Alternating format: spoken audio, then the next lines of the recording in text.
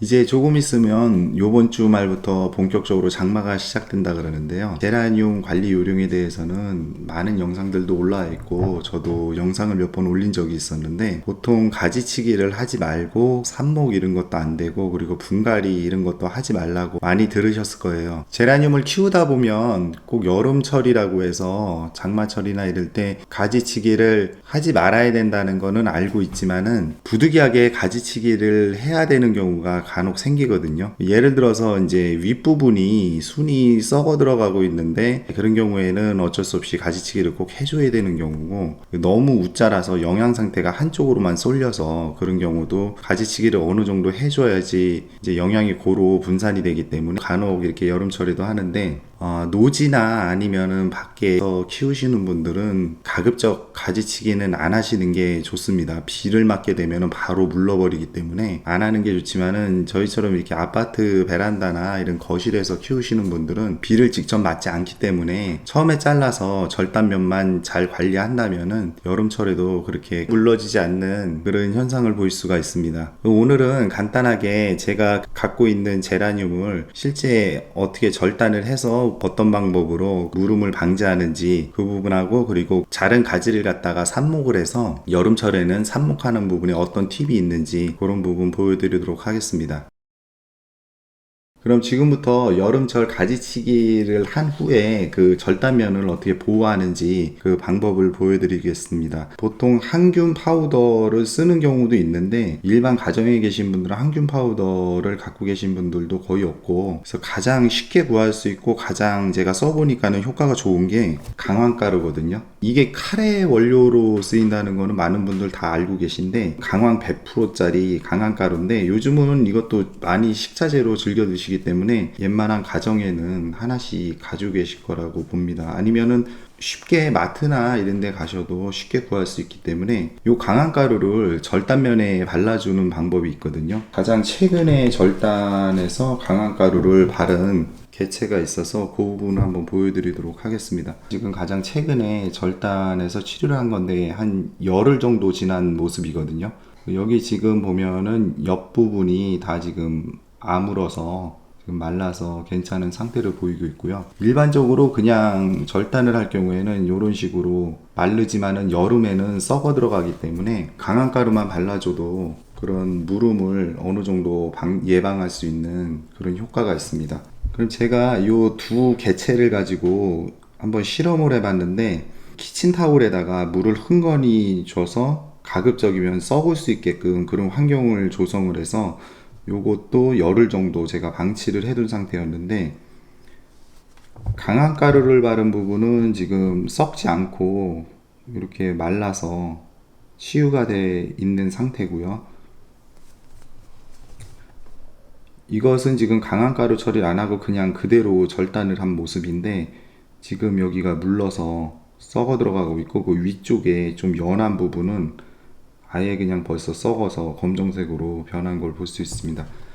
제가 실제로 이 강황가루를 몇 년 전부터 써봤는데 효과도 좋고, 그리고 꼭 장마철이 아니래도 평소에도 이거를 이용해 보시면은 그런 효과도 좋고, 그리고 꼭 제라늄이 아니라도 다른 종류의 나무나 이런 거 절단면에 보호를 할 수 있는 그런 용도로 사용할 수 있습니다. 그럼 제가 그 실제 키우고 있는 제라늄을 한번 가지치기를 해서 이 절단면을 간단하게 어떻게 하는지 보여드리겠습니다.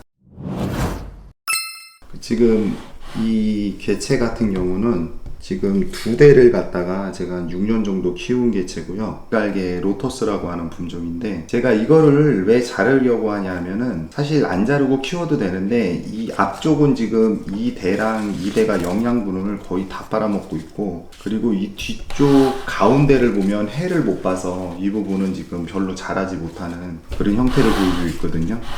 이것도 괜찮다고 생각하시는 분들은 그냥 가을까지 기다리셔도 되는데, 저는 요번에 영상 준비하면서 이거를 잘라주는 그런 모습도 보여드리고, 이거를 자르라고 제가 얘기를 드리는 게 아니라, 만약에 윗부분이 물러지거나 썩어 들어가거나 곰팡이가 끼거나 병해를 입었을 때 부득이하게 잘랐을 때 어떻게 그 절단면을 보호를 해주는지 그 부분을 좀 염두에 두시고 보셨으면 합니다. 이 두 개를 지금 제거를 해야 될 것 같습니다.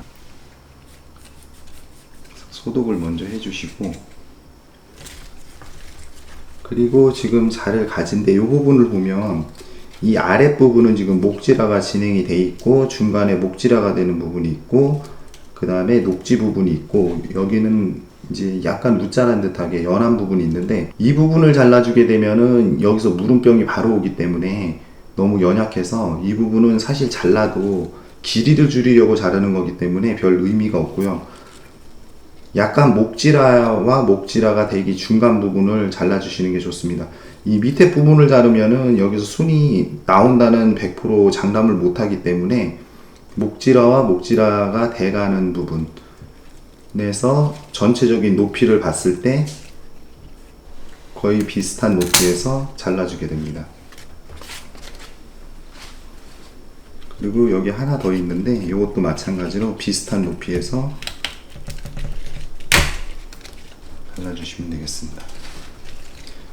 요 두 개만 지금 잘랐어도 이쪽에 햇빛이나 이런 게 충분히 들어가기 때문에, 나머지 물론 이런 부분도 다듬으면 좋겠지만 요거는 가을까지 좀 더 기다렸다가 하고, 요 자른 절단면 부분에 아까 이야기 드렸던 강한 가루를 발라주는데요. 이렇게 가루를 쏟으셔가지고 이거를 물에 개어가지고 발라주셔도 되고, 아니면은 이 지금 가루 상태를 붓이나 이런 걸로 발라주셔도 되는데, 오늘은 면봉으로 해서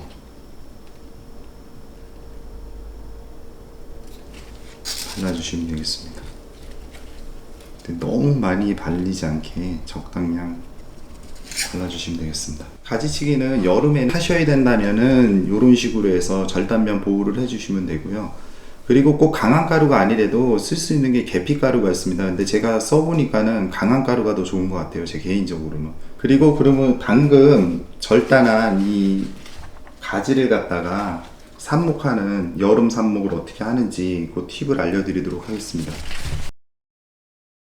다른 계절에도 마찬가지지만은 여름 삽목 때 이렇게 잎이 큰 부분이 있는데, 이 잎이 큰 부분을 절단을 해주시는데, 이 부분을 잎을 칠 때도 여길 잘라주시지 말고 잎 끝에만 그래서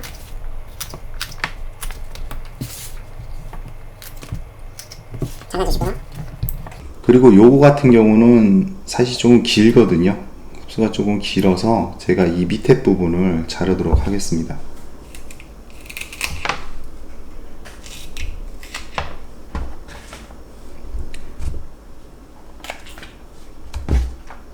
만약에 여기가 물르더라도 타고 내려가다가 여기 중간에서 말라버리기 때문에 요거는 그때 또 제거를 해주시면 되고, 요거는 아직 길이가 길기 때문에 여기는 강황가루를 발라주지 않도록 하겠습니다. 그리고 여기는 지금 비교적 깨끗한데 요런 부분도 곰팡이나 이런 거 세균에 감염될 수 있기 때문에 최대한 이렇게 깨끗하게 좀 정리를 해주시고, 그리고 요거를 일단 두고 흙을 어떻게 배합하는지 그 부분을 설명드리도록 하겠습니다.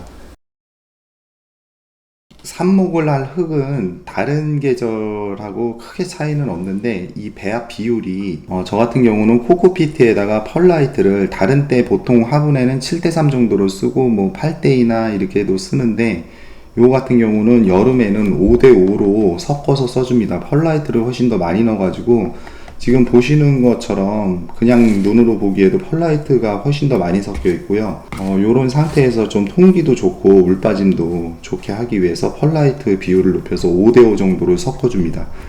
그리고 화분 같은 경우는 일반 화분이나 이런 거를 잘 안 쓰고요. 여기 보시면은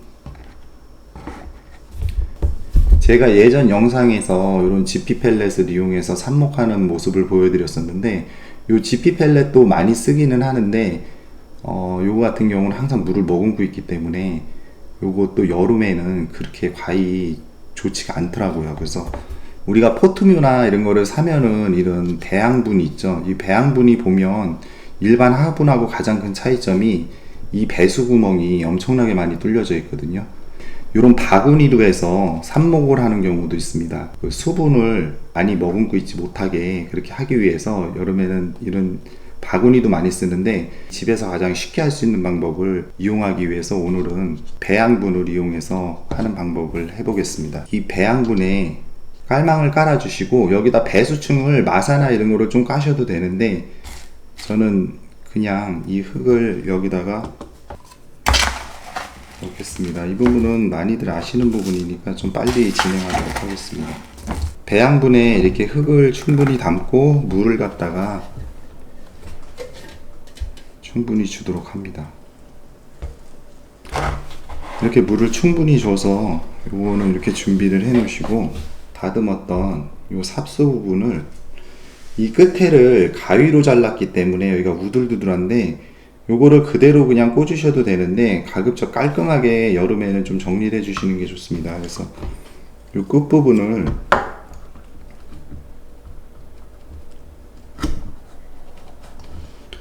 칼로 이렇게 깔끔하게 자르시고 여기다가도 강한 가루를 발라주는데 면봉으로 이렇게 발라도 되고 그냥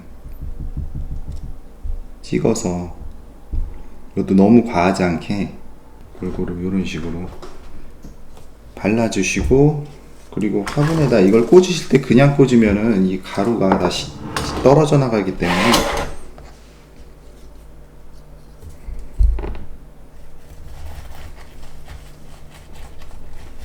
구멍을 파주시고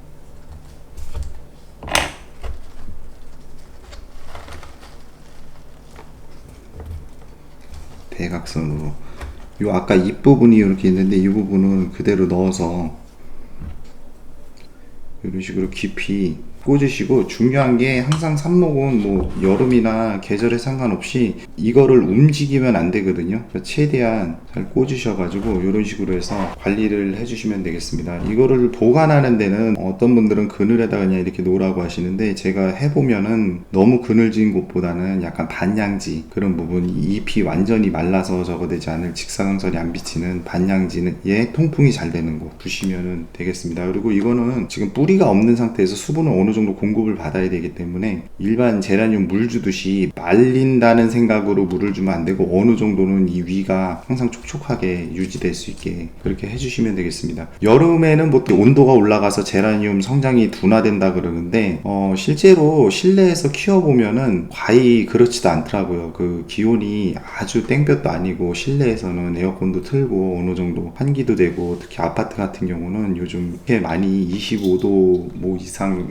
28도, 30도 이렇게 올라가는 실내가 거의 없기 때문에 어느 정도 성장도 하고 그렇기 때문에 실내에서는 장점이 뿌리 발육을 조금 더 빨리 뿌리를 받을 수 있습니다. 여름에는 제라늄 가지치기를 하지 말라고들 그렇게 이야기들 하시고 그렇게들 많이 알고 계신데 그 말이 맞는 말이기는 하지만은 제라늄을 키우다 보면은 썩어 들어가는 부분도 있고 그리고 어쩔 수 없이 이렇게 가지치기를 해야 되는 그런 경우가 생겼을 경우에 수를 그냥 버리기보다는 여름에 한번 이런 방법을 써서 해보시는 것도 좋은 방법일 것 같습니다. 장마가 이제 본격적으로 시작되는데 관리 잘 하시고 건강 유의하시고 오늘 영상은 여기서 마치도록 하겠습니다. 시청해 주셔서 감사합니다.